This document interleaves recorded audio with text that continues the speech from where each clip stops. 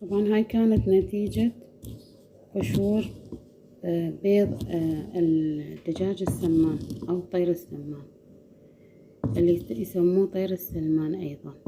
فهذا راح نضيف له إن شاء الله معجون الأسنان جانوزي.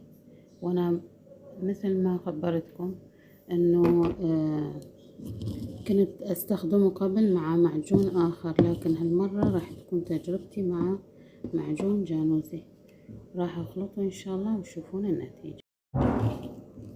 وهاي النتيجة، وهاي راح أستخدمها إن شاء الله كل ليلة بتفريج الأسنان. طبعا جدا مفيدة، تشيل كل الجير اللي بالأسنان والصبغة، جدا رائعة. وأيضا تقوي الأسنان لأنه معجون جانوزي بالفطر الريشي. وأيضا هذه يصير إذا ماكو بيض السمان طير السمان تختارون البيض، مو البيض اللي نشتريه من الأسواق، لا، البيض اللي ناخذه من الدجاجة اللي نربيها بالبيت.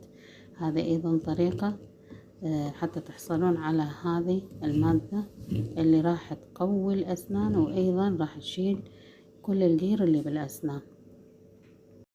عن فكرة خطرت على بالي من شفت واحدة من السيدات خالطة بودرة اللؤلؤ مع معجون الأسنان على مود التبييض، وأيضا تقوي الأسنان.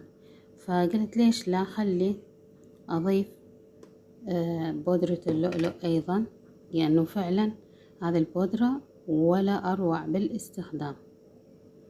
راح أجربها، وإذا حبيتم الفكرة أنتم أيضا جربوها.